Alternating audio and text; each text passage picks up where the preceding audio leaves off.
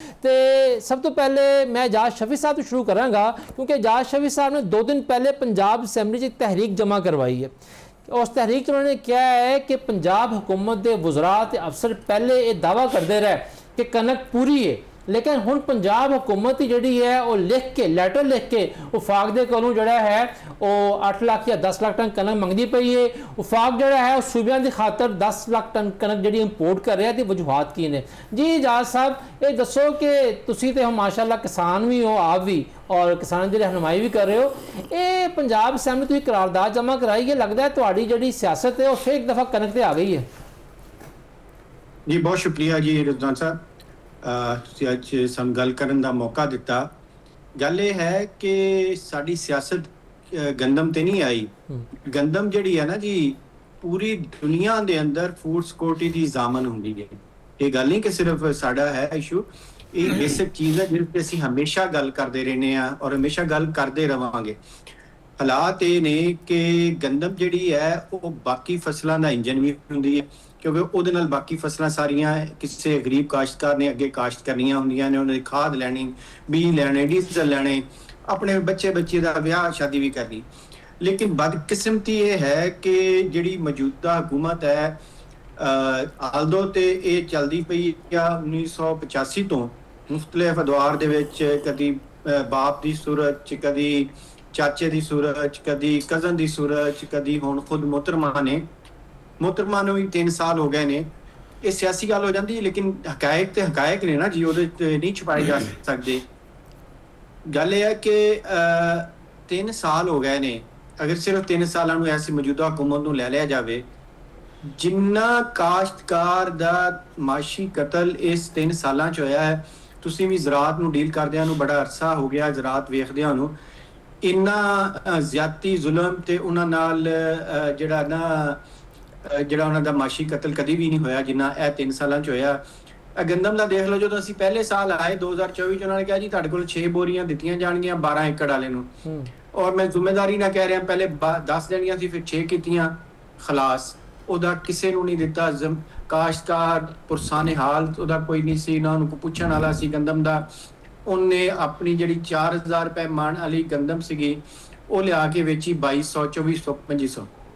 ਅਗਲਾ ਸਾਲ ਆ ਗਿਆ, ਇਹਨਾਂ ਨੇ ਕਿਹਾ ਜੀ ਕਿ EWR ਜਿਹੜੀਆਂ ਨੇ ਸਾਡੀਆਂ ਕੰਪਨੀਆਂ ਨੇ ਉਹ ਖਰੀਦਣਗੀਆਂ। ਅੱਛਾ, ਉਹ ਕੰਪਨੀਆਂ ਨੇ ਕੀ ਖਰੀਦਣਾ? EWR ਇੱਕ ਅਸੀਂ ਨਵਾਂ ਸਿਸਟਮ ਇਲੈਕਟ੍ਰਿਕ ਵੇਅਰ ਹਾਊਸ ਉਹ ਇੰਟਰੋਡਿਊਸ ਕਰਾਇਆ।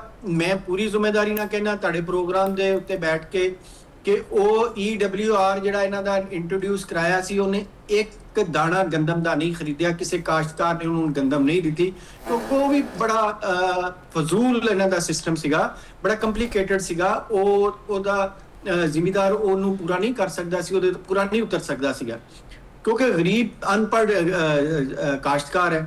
ਹੁਣ ਇਸ ਸਾਲ ਕੀ ਕੀਤਾ? 11 ਕੰਪਨੀਆਂ ਜਿਹੜੀਆਂ ਇੰਟਰੋਡਿਊਸ ਕਰਾਈਆਂ, ਉਹਨਾਂ ਨੇ ਸਤਿਆਨਾਸ਼ ਕਰ ਦਿੱਤਾ। ਜਿਸ ਤਰ੍ਹਾਂ ਤੁਸੀਂ ਇੰਟਰੋ 'ਚ ਕਿਹਾ, ਔਰ ਮੇਰੀ ਜਿਹੜੀ ਸੀਗੀ ਤਹਿਰੀਕ ਤੋਂ ਕਾਰ ਵੀ ਇਹੀ ਆ। ਇਹ ਦਾਅਵੇ ਹਕੂਮਤ ਦੇ, ਮੈਂ ਨਹੀਂ ਕਹਿ ਰਿਹਾ, ਤੁਹਾਡਾ ਮੀਡੀਆ ਵੀ ਕਹਿ ਰਿਹਾ, ਹਰ ਜਗ੍ਹਾ ਕਹਿ ਰਹੇ ਨੇ ਕਿ ਹਕੂਮਤ ਨੇ ਦਾਅਵੇ ਕੀਤੇ ਕਿ ਜਿਹੜੀ ਗੰਦਮ ਹੈ ਬੰਪਰ ਕਰਾਪ ਹੈ, ਬੰਪਰ ਕਰਾਪ ਦੀ ਵਜ੍ਹਾ ਤੋਂ ਗੰਦਮ ਜਿਹੜੀ ਆ ਅਸੀਂ ਆਪਣੇ ਟਾਰਗੇਟ ਪੂਰੇ ਕਰ ਲਏ ਆ, ਅਸੀਂ ਟਰੈਕਟਰ ਦਿੱਤੇ ਆ, ਅਸੀਂ ਕਿਸਾਨ ਕਾਰਡ ਦਿੱਤੇ ਆ। ਲੇਕਿਨ ਬਦਕਿਸਮਤੀ ਦੇਖੋ ਕਿ ਜੇ ਜੁਲਾਈ ਆ ਤੇ ਜੁਲਾਈ ਦੇ ਵਿੱਚ ਹੀ ਹਕੂਮਤ ਜਿਹੜੀ ਹੈ ਉਹਨੇ ਲੈਟਰ ਲਿਖ ਦਿੱਤਾ ਕਿ ਸਾਨੂੰ 8 ਲੱਖ ਟਨ ਗੰਦਮ ਦਿੱਤੀ ਜਾਏ ਪਾਸਕੋ ਚੋਂ। ਇਹਦਾ ਮਤਲਬ ਇਹ ਆ ਕਿ ਹਕੂਮਤੀ ਪਾਲਿਸੀ ਜਿਹੜੀ ਗੰਦਮ ਪਾਲਿਸੀ ਆ ਬੁਰੀ ਤਰ੍ਹਾਂ ਨਾਕਾਮ ਹੋਈ ਆ। ਹਕੂਮਤ ਆਪਣੀ ਜ਼ਰੀ ਪਾਲਿਸੀ ਦੇ ਵਿੱਚ ਫੇਲ ਹੋ ਚੁੱਕੀ ਆ, ਔਰ ਇਹ ਕੋਈ ਅਸੀਂ ਨਹੀਂ ਕਹਿ ਰਹੇ, ਉਹਦੇ ਹਕਾਇਕ ਔਰ ਅੱਜ ਮੀਡੀਆ ਔਰ ਸਾਰੀ ਦੁਨੀਆ ਜਾਣ ਰਹੀ ਆ ਕਿ ਜਦੋਂ ਕਿ ਅਜੇ ਜੁਲਾਈ ਆਇਆ, ਅਜੇ ਤੇ 6 ਮਹੀਨੇ ਪਏ ਨੇ, 7 ਮਹੀਨੇ, ਉਦੋਂ ਕੀ ਹੋਏਗਾ ਹਸ਼ਰ? ਜਦੋਂ 2 ਮਹੀਨੇ ਬਾਅਦ ਇਹ ਹਾਲ ਹੋ ਗਿਆ ਕਿ ਤੁਸੀਂ ਮੰਗਣੀ ਸ਼ੁਰੂ ਕਰਤੀ ਹੈ ਗੰਦਮ। ਅਗਰ ਤੁਹਾਡੀ ਬੰਪਰ ਖਰਾਬ ਸੀਗੀ ਤੇ ਫਿਰ ਤੁਹਾਨੂੰ ਗੰਦਮ ਲੈਣੀ ਨਹੀਂ ਚਾਹੀਦੀ ਸੀ। ਦੂਜੀ ਗੱਲ ਮੈਂ ਉਹਦੇ 'ਚ ਲਿਖੀ ਆ ਕਿ 10 ਲੱਖ ਟਨ ਹੁਣ ਜਾ ਰਹੀ ਆ ਬਾਹਰੋਂ।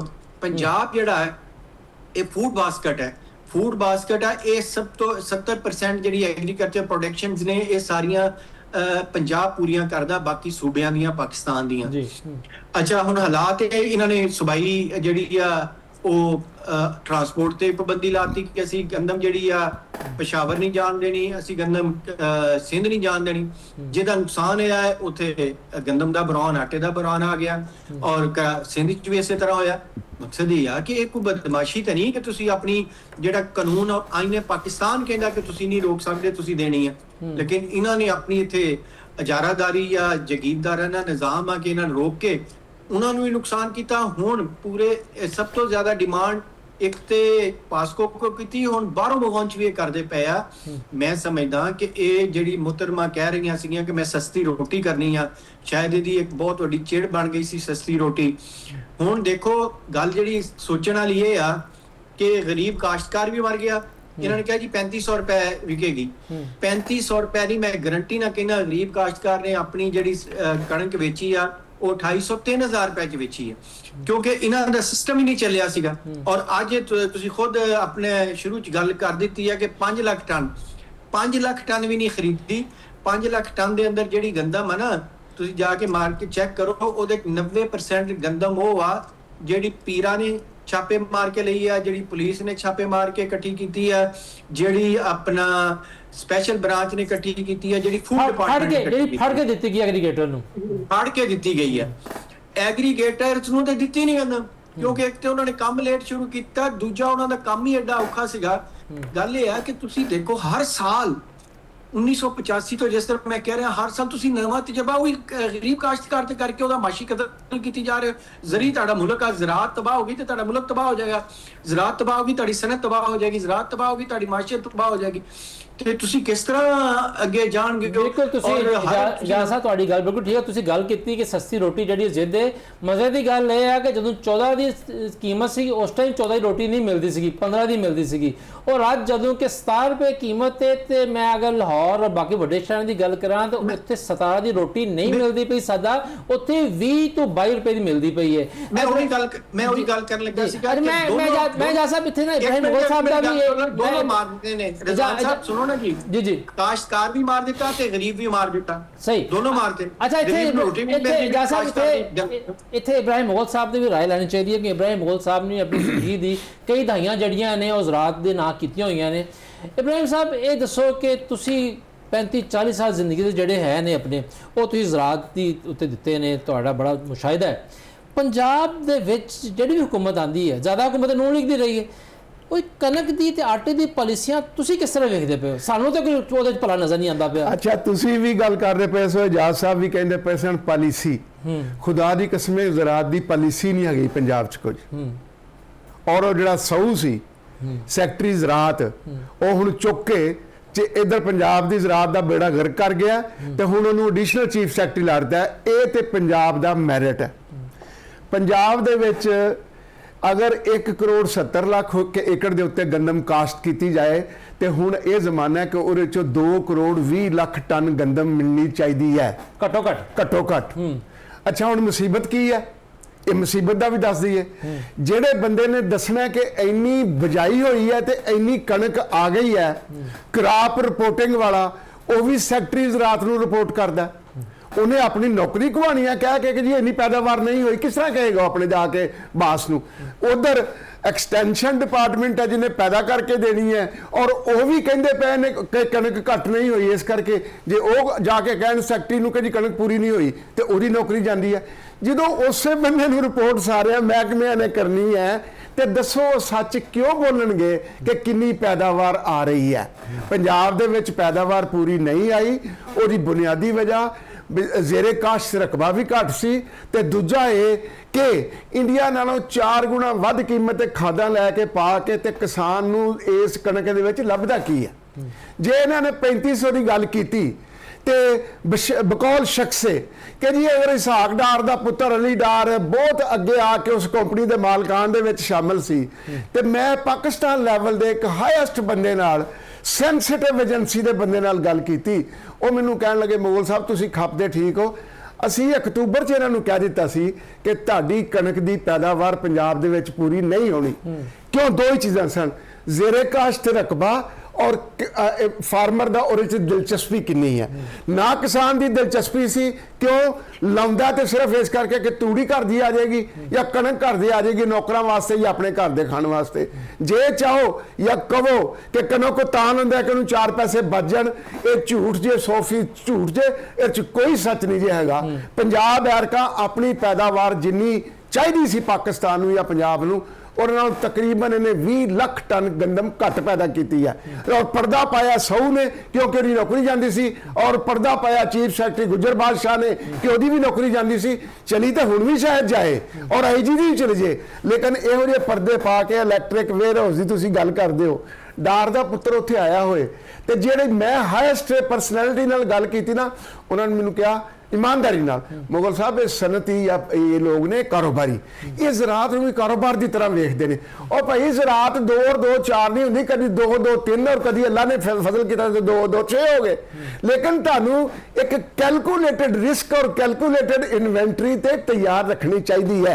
हुण मैनूं दसो, इन्होंने 3500 रेट किया, मैं 3200 नहीं कहता, मैं 3300 नहीं कहता, 3500 च लै ली।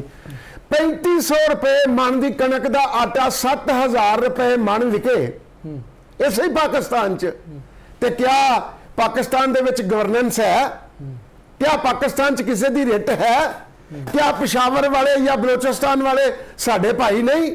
ਜਾਂ ਪਾਕਿਸਤਾਨ ਚ ਰਹਿਣ ਵਾਲਾ ਗੰਦਾ ਗਿਲਗਿਤ ਬਿਲਟਿਸਤਾਨ ਦਾ ਸਾਡਾ ਭਾਈ ਨਹੀਂ? ਔਰ ਪੰਜਾਬ ਨੇ ਅਗਰ ਕਿਹਾ ਕਿ ਤੁਸੀਂ ਪਰੇਸ਼ਾਨ ਨਾ ਹੋਵੋ, ਤੁਹਾਡੇ ਹਿੱਸੇ ਦੀ ਕਣਕ ਮੈਂ ਪੈਦਾ ਕਰਾਂਗਾ, ਤੇ ਕਿਉਂ ਨਹੀਂ ਸੀ ਕੀਤੀ?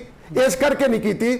ਮੋਹਤਰਮਾ ਮਰੀਮ ਸਾਹਿਬਾ ਦੀ ਜ਼ਿੱਦ, ਉਹਨਾਂ ਨੂੰ ਐਡਵਾਈਜ਼ਰ ਲੱਭੇ ਨੇ 3-4 ਬਾਬੂ, ਇਹ 2 ਤੇ ਅੱਲਾ ਦੇ ਫਜ਼ਲ ਨਾਲ ਚੁੱਕੇ ਜਾਣਗੇ ਜਲਦੀ, ਔਰ ਉਹਨਾਂ ਦੀ ਸੁਣ ਲਈ ਆ ਜਿਹੜੇ ਇਸ ਵੇਲੇ ਇਲੈਕਟ੍ਰਿਕ ਵੇਅਰ ਹਾਊਸ ਤੇ ਆ ਤਮਾਸ਼ੇ ਤੇ ਆ ਕਾਰਡ ਆ ਪਲਾਸਟਿਕ ਮਨੀ, ਇਹ ਸਾਰੇ ਧੋਖੇ ਦੇਣ ਵਾਸਤੇ ਗੱਲਾਂ ਸਨ, ਸਿਰਫ ਟੈਲੀਵਿਜ਼ਨ ਤੇ ਦੱਸਣ ਵਾਸਤੇ ਸਨ ਕਿ ਅਸੀਂ ਇਹ ਕੰਮ ਕਰਦੇ ਪਏ ਆ। ਗਰਾਊਂਡ ਰਿਐਲਿਟੀ ਜ਼ਰਾਤ ਦੀ ਇਹ ਹੈ ਕਿ ਜਿਹੜਾ ਬੰਦਾ ਜ਼ਰਾਤ ਨੂੰ ਲੁੱਕ ਆਫਟਰ ਕਰਦਾ ਪਿਆ, ਖਾਓ ਪੰਜਾਬ ਦਾ ਵਜ਼ੀਰ ਹੈ, ਖਾਓ ਪੰਜਾਬ ਦਾ ਪੁਰਾਣਾ ਬਾਬੂ ਸੀ, ਉਹਨਾਂ ਨੂੰ ਪਤਾ ਹੀ ਨਹੀਂ ਸੀ ਕਿ ਛਟਾਲੇ ਦਾ ਦਰਖਤ ਹੁੰਦਾ ਹੈ ਕਿ ਛਟਾਲੇ ਦਾ ਪੌਦਾ ਹੁੰਦਾ। ਜਿਸ ਬੰਦੇ ਨੂੰ ਇਹ ਨਹੀਂ ਪਤਾ ਕਿ ਕਣਕ ਦਾ ਬੂਟਾ ਹੁੰਦਾ ਕਿ ਕਣਕ ਦਾ ਦਰਖਤ ਹੁੰਦਾ, ਉਹਨੇ ਕੀ ਇੱਥੇ ਕੰਮ ਕਰਨਾ ਸੀ? ਹੁਣ ਤੁਸੀਂ ਕਹਿੰਦੇ ਪਏ ਹੋ ਇਹਨਾਂ ਨੇ ਪਾਸਕੋ ਕੋਲੋਂ ਕੋਈ 6 ਲੱਖ ਟਨ ਕਣਕ ਲਈ ਹੈ, 8 ਲੱਖ ਟਨ, 6 ਤੋਂ 8, ਮੈਨੂੰ 6 ਦਾ ਪਤਾ ਲੱਗਾ, ਮੈਂ ਮਾਫੀ ਮੰਗਣਾ ਗਲਤੀ ਦੀ। ਲੇਕਿਨ ਭਾਈਓ ਸੋਲੋ ਇਹ ਗੌਰ ਨਾਲ ਗੱਲ ਕਿ ਪਾਕਿਸਤਾਨ ਨੂੰ 25 ਕਰੋੜ ਆਬਾਦੀ ਹੋਏ, ਜਿਸ ਤਰ੍ਹਾਂ ਸਾਡੇ ਵਾਸਤੇ ਸਾਰਾ ਪਾਕਿਸਤਾਨ ਇੱਕ ਹੈ। ਅੱਛਾ, ਇੱਥੇ ਤੁਹਾਨੂੰ 7 ਤੋਂ 8 ਲੱਖ ਟਨ ਮਹੀਨੇ ਦੀ ਕਣਕ ਚਾਹੀਦੀ ਹੈ ਸ਼ਹਿਰੀ ਆਬਾਦੀ ਵਾਸਤੇ, ਗੋਇਆ ਤੁਹਾਨੂੰ ਤਕਰੀਬਨ 40 ਤੋਂ 50 ਲੱਖ ਟਨ ਕਣਕ ਚਾਹੀਦੀ ਹੈ। ਤੁਹਾਡਾ ਅਪ੍ਰੈਲ ਆ ਜੇ ਅਗਲਾ, ਮਤਲਬ ਇਹ ਕਿ ਜਦੋਂ ਤੁਸੀਂ ਕੱਟਣੀ ਹੈ ਜਾ ਕੇ ਕਣਕ, ਉਦੋਂ ਤੋਂ ਪਹਿਲਾਂ ਜਾਂ ਮਾਰਚ ਵਿੱਚ ਸਿੰਧ ਵਿੱਚ ਕੱਟੀ ਜਾਂਦੀ ਹੈ। 40 ਲੱਖ ਕਣਕ ਇਹਨਾਂ ਕੋਲ ਨਹੀਂ ਹੈਗੀ। ਇਹੋ ਹੀ ਵਜ੍ਹਾ ਹੈ ਕਿ ਮੈਂ ਜਿਹੜੀ ਅਰਜ਼ ਕੀਤੀ ਹੈ ਕਿ 3500 ਵਾਲੀ ਕਣਕ ਦਾ ਆਟਾ 7000 ਰੁਪਏ ਮਣ, ਦੂਣੀ ਕੀਮਤ ਹੈ, ਐਗਜ਼ੈਕਟ ਦੂਣੀ। ਜਾਓ ਤੁਸੀਂ 20 ਕਿਲੋ ਦਾ ਥੈਲਾ ਲਾਓ KPK ਤੋਂ ਜਾ ਕੇ, ਉਹ ਤੁਹਾਨੂੰ ਮਤਲਬ ਇਹ ਕਿ 3500 ਰੁਪਏ ਦਾ ਮਿਲਦਾ ਪਿਆ 20 ਕਿਲੋ ਦਾ ਥੈਲਾ। ਗੋਇਆ ਜੀ ਉਹ 2 ਥੈਲੇ ਹੋ ਗਏ 7000 ਦੇ ਹੋ ਗਏ, ਉਹ ਬਣੇ ਕਿੱਥੋਂ? 1 ਮਣ ਕਣਕ ਤੋਂ ਬਣੇ। ਤੇ ਇਹ ਜਿਹੜਾ ਦਰਮਿਆਨ 'ਚ ਆਟਾ ਪੀਣ ਵਾਲਾ ਹੈ, ਇਹ ਕਿਹੜੀ ਕਸਤੂਰੀ ਉਹਦੇ ਵਿੱਚ ਪਾ ਦਿੰਦਾ ਕਿ ਉਹ 7000 ਦਾ ਹੋ ਜਾਂਦਾ ਯਕਦਮ? ਅੱਛਾ, ਅੱਗੋਂ ਚੱਲੋ ਜੇ ਤੁਸੀਂ, ਤੇ ਇੱਥੇ ਇਹਨਾਂ ਨੇ ਕਿਹਾ ਰੋਟੀ ਦੀ ਤੁਸੀਂ ਗੱਲ ਕੀਤੀ, ਰੋਟੀ ਕਸਮੇ ਖੁਦਾ ਦੀ ਲਾਹੌਰ ਦੇ ਵਿੱਚ ਤੇ ਕਈਆਂ ਜਗ੍ਹਾ ਤੇ 50 ਰੁਪਈਆਂ ਦੀ ਵਿਕਦੀ ਪਈ ਜੇ। ਔਰ ਉਹਨੂੰ ਕਹੀਏ ਨਾ, ਮੈਂ ਕਿਤੇ ਗਿਆ, ਸਾਡਾ ਇੱਕ ਚੈਨਲ ਵੀ ਹੈ ਮਾੜਾ ਜਿਹਾ, ਤੇ ਮੈਂ ਕਿਤੇ ਕਿਸੇ ਨੂੰ ਪੁੱਛਿਆ ਜਾ ਕੇ, ਯਾਰ ਉਹਨੇ ਕਿਹਾ ਅਸੀਂ ਇਹ ਕਹਿ ਦਿੰਦੇ ਹਾਂ ਜੀ 120 ਰੁਪਏ ਦੀ ਹੈ ਜਾਂ ਨਾਨ 30 ਤੋਂ 35 ਰੁਪਏ ਦਾ, ਕਿਉਂਕਿ ਸਾਈਂ ਸਾਨੂੰ ਪਿੱਛੋਂ ਆਟਾ ਨਹੀਂ ਲੱਭਦਾ ਪਿਆ, ਸਰਕਾਰੀ ਕੀਮਤ ਦਾ ਆਟਾ ਨਹੀਂ ਮਿਲ ਰਿਹਾ, ਨਹੀਂ ਲੱਭਦਾ, ਦੂਰ ਦੂਰ ਤੱਕ ਵੀ ਨਹੀਂ। ਕਹਿ ਰਹੇ ਤੁਸੀਂ